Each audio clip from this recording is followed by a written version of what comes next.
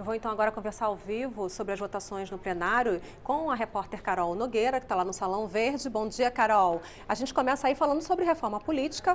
Eu queria saber dos deputados, acho que você também, como é que fica então essa possibilidade aí levantada pela comissão, né, que está analisando os pontos, a regulamentação desse ponto do fundo que ainda não foi nem debatido até o fim aí no plenário. Pois é, Vera, essa PEC que cria o fundo público para o financiamento das campanhas eleitorais e também muda o sistema eleitoral para a eleição de deputados e vereadores é o primeiro item da pauta do plenário de hoje, da reunião, da sessão que começa a 1h da tarde. É a PEC 77, então, da reforma política. Depois, na sequência, se os deputados conseguirem avançar nisso, continuam votando a outra PEC que também trata desse assunto. Enquanto isso, na comissão especial, os assuntos estão sendo debatidos ao mesmo tempo.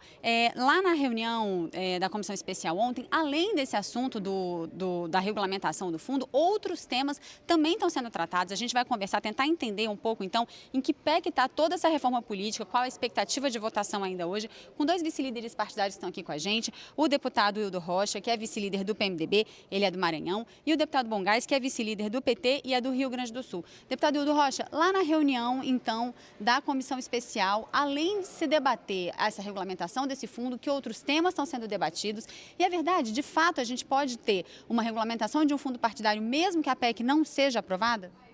Olha, o deputado Vicente Cândido apresentou esse relatório dele. Esse relatório teve alguns destaques, algumas emendas.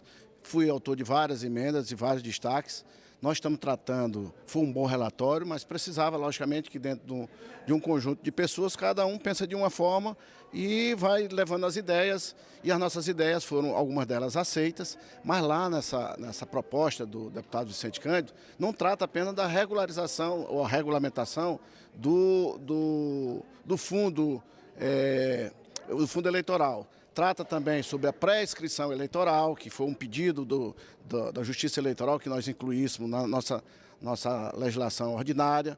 Está também lá contido os limites, o limite de autofinanciamento, por exemplo, que para não acontecer o que aconteceu aí com alguns prefeitos na eleição passada, muito ricos, se autofinanciaram, e os outros que não têm patrimônio alto tiveram que sair mendigando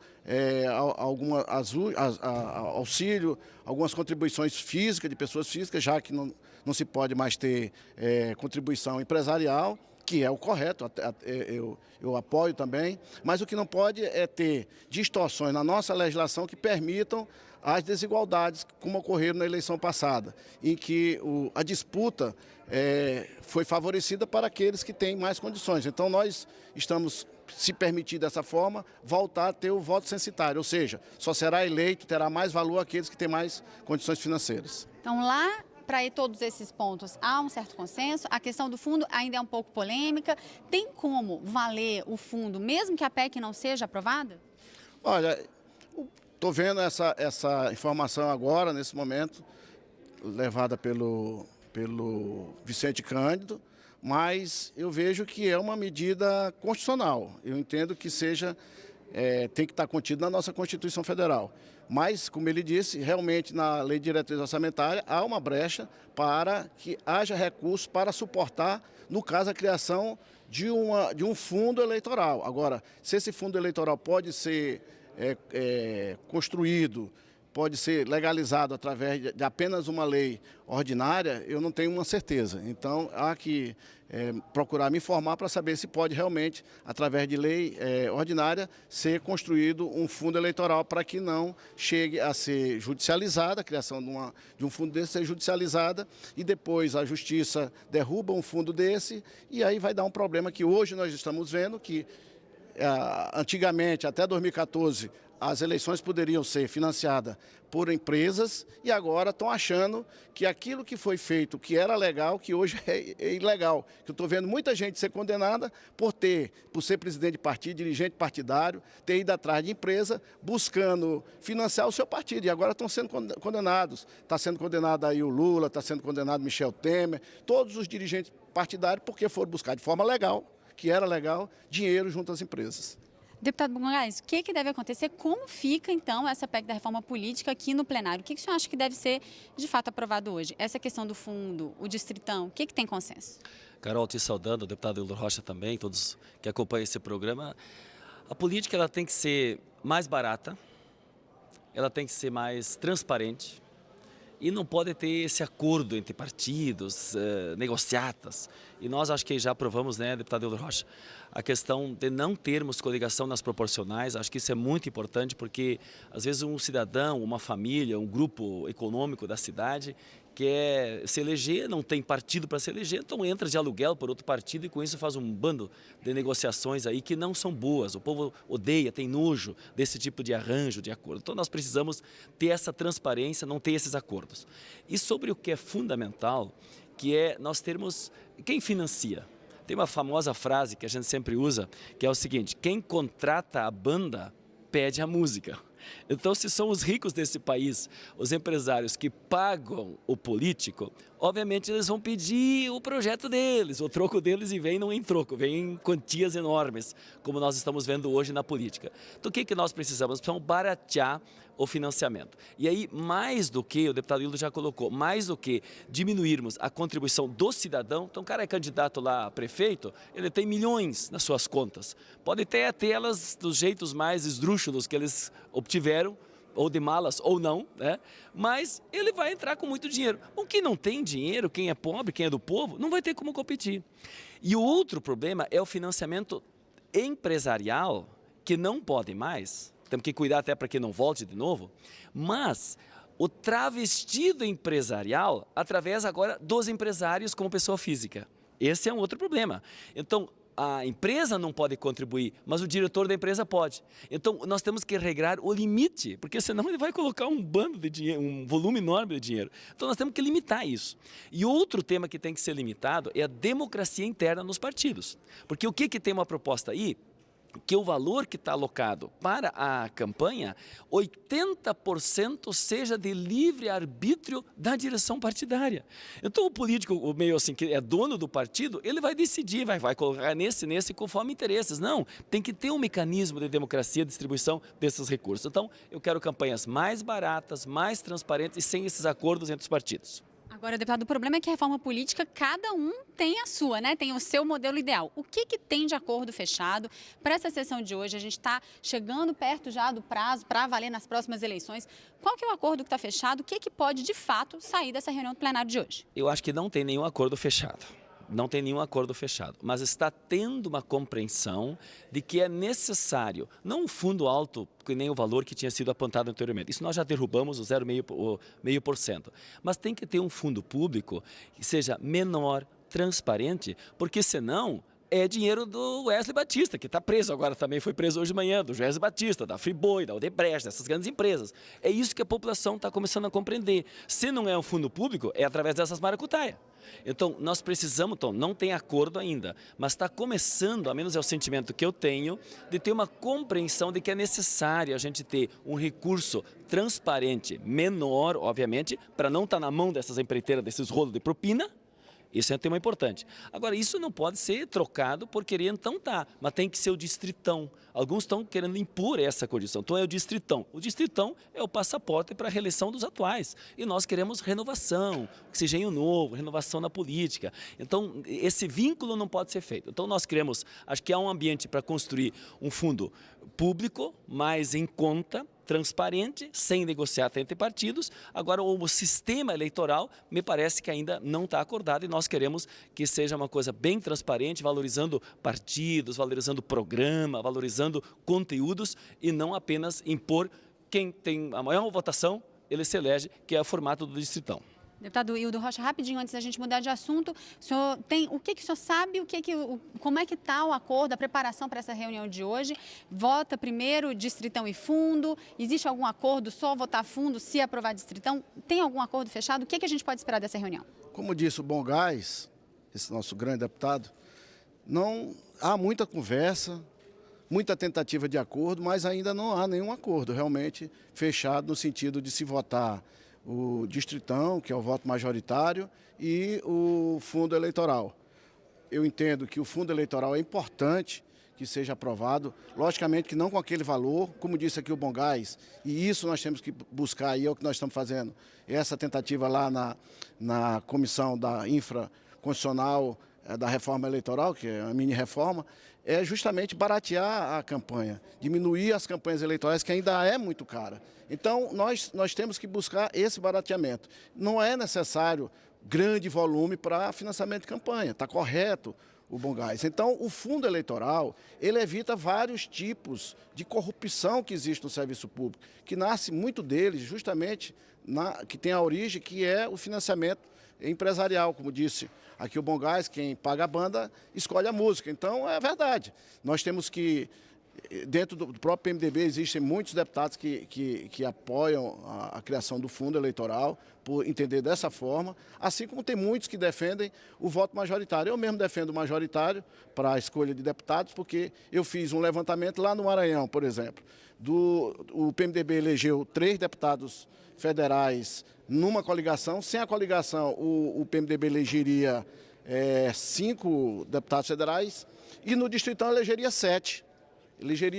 Então, para alguns partidos, até o próprio PT lá no Maranhão elegeria 2, se fosse o Distritão, não 1.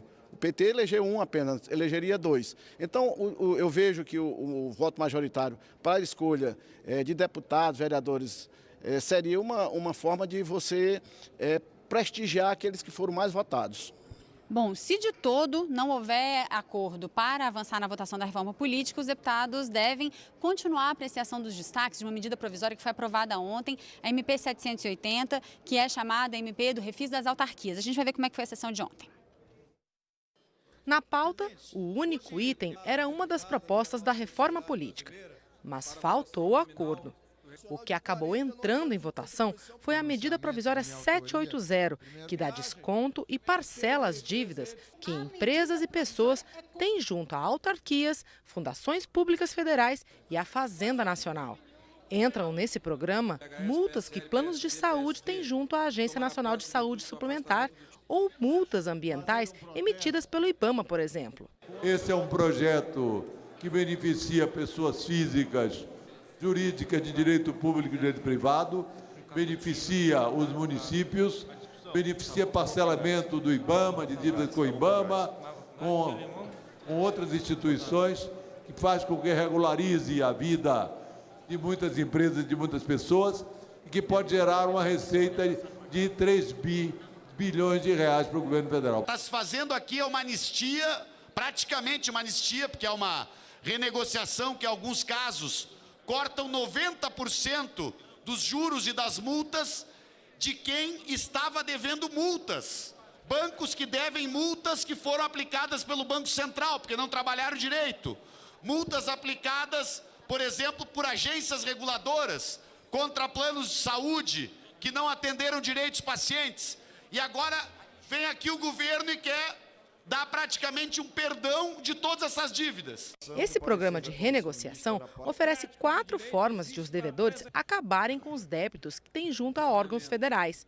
Podem dividir em até 20 anos sem descontos ou conseguir redução de até 90% nos juros e multas, mas parcelar em menos tempo. Porque a medida provisória é contrária ao país. No momento em que nós estamos vendo cortes nos orçamentos sociais, em que nós estamos vendo as universidades federais em profunda crise, com ameaças possíveis de fechamento, nós estamos vendo uma medida provisória que praticamente estimula a sonegação e a fraude. Uma medida que tem o alcance de renegociar um débito de 135 bilhões e o próprio governo diz que só 11% dessas renegociações deverão ser atingidas com adesão. Essa medida provisória, presidente, diante das condições que ela foi colocada, ela vai regularizar a situação de pessoas jurídicas, pessoas físicas, junto a autarquias, as fundações, vão ficar habilitadas para participar de licitações. E mais, senhor presidente, no momento que ficarão regularizadas, vão recolher naturalmente, e aí nós teremos recursos para a saúde, para a educação. Esse é o propósito da medida. Só esse ano, presidente, são 3 bilhões que serão destinados à saúde, à educação e à segurança. Partidos de oposição tentaram por 5 horas derrubar a votação da medida provisória. Mas o governo tinha maioria e conseguiu aprovar o texto principal. Mas o processo de votação não chegou ao fim. Ficaram faltando os destaques, ou seja, os pedidos que os partidos fizeram de mudanças nesse texto. Vamos continuar então o debate sobre esse assunto. O deputado Bongai, sua avaliação da votação de ontem, sua expectativa para análise desses destaques. Essa medida provisória já era aguardada na pauta? Não, eu quero explicar a consequência disso. Olha só, o governo não tem dinheiro. Então, se o governo não tem dinheiro, ele corta do povo. E agora, para quem ele dá anistias? Vou dar um exemplo concreto. Nós temos furacões no Brasil, boa parte produzidos por ataques ambientais. Então, uma grande empresa madeireira na Amazônia fez queimadas a dar com pau na Amazônia. Então, ela foi multada pelo IBAMA. Você acha que esta empresa tem que ter um benefício do governo para ter em até 15 anos para pagar essa multa, que foi uma agressão ambiental, ou em até 90% dos encargos sobre essa multa? É claro que não. Aí você pega uma grande, a Anatel multou uma telefônica porque ela deveria fazer o telefone atender lá no interior, que hoje tu não tem internet, tem que pagar caro o plano, não tem telefone. Aí então ela foi multada. Agora o governo Temer vai lá e diz, não, tu não precisa pagar isso aí, vai ter desconto, anistias. Aí você pega um banco que não aplicou bem, que enfim, fez uma irregularidade que o Banco Central multou ele. Esta multa do banqueiro, o Temer está meio perdoando ela. Então não dá. Esse é um período em que o governo está arrochando em cima do povo pobre, salário mínimo não tem reajuste, está numa época de congelamento, e para quem cometeu crime ambiental, para quem não colocou telefonia para o povo, um banqueiro, esses ganham essas anistias. Então não dá. Então por isso que nós fizemos obstrução, infelizmente a base do governo conseguiu aprovar, por várias razões, a gente sabe a influência que o governo tem, como teve esses dias na liberação inclusive de emendas e outras coisas mais, para ter o voto dos deputados, porque de sã consciência eu não consigo entender como é que um deputado vota para alguém que agride o meio ambiente, para um banqueiro e para uma telefônica, para o povo pagar a conta e eles serem anistiados. Eu não consigo entender isso. Deputado Will, da Loja, quer conseguir recurso no momento de crise? Olha, as dívidas não tributárias, ela é uma receita derivada, ela não é uma receita simples de ser ajuizada. E por não ser uma receita simples de ser ajuizada, quem deve não paga a receita não tributária. É muito difícil você arrecadar. Então, o que faz o governo? O governo faz um parcelamento, uma tentativa de receber através de vantagens que são oferecidas para os devedores. Aí os devedores não são apenas bancos, não são apenas as telefônicas, pessoas físicas também. Lá no Maranhão tem vários devedores, pessoas físicas. Lá em São Luís, é um exemplo que é uma ilha, que é da União, e que muitas pessoas pagam fórum. E deve esses fórum há 10, 15 anos, e tem que pagar, para poder ter a sua documentação em dia. Tem outros que devem laudêmios, e vai ter direito de pagar laudêmios. Então, o governo busca, com essa medida, facilitar a vida dos brasileiros, não é de A ou de B, de C, é da vida do brasileiro, até porque o governo também tem dificuldade de receber e fica nesse impasse. Quem não paga não tem as certidões de quitação da dívida, não pode contrair, fica lá sem poder ter compras no crediário. E aí dificulta a vida do brasileiro. E o governo precisa receber. Ora, se não pode receber todo, vamos receber pelo menos uma parte. E recebendo essa parte, que é algo em torno só, nesse primeiro momento, algo em torno de 3 bilhões, já vai ser muito útil para o governo que está sem recursos, porque o nosso sistema tributário não está mais respondendo, nós temos que fazer uma reforma tributária. Então vamos buscar essas receitas, as receitas não tributárias, para que essa receita ajude o governo a quitar suas dívidas, junto a fornecedor de medicamento, junto a vendedores de vacina, que nós precisamos vacinar as nossas crianças, e para isso é necessário dinheiro, é necessário receita. Então, é essa a iniciativa do governo, é uma iniciativa louvável que eu julgo ser muito bom para o povo brasileiro. É o debate que a gente vai acompanhar caso a reforma política não avance no plenário hoje. A gente agradece o deputado Hildo Rocha, deputado Bongai, pela participação com a gente. Voltamos ao estúdio com a Vera.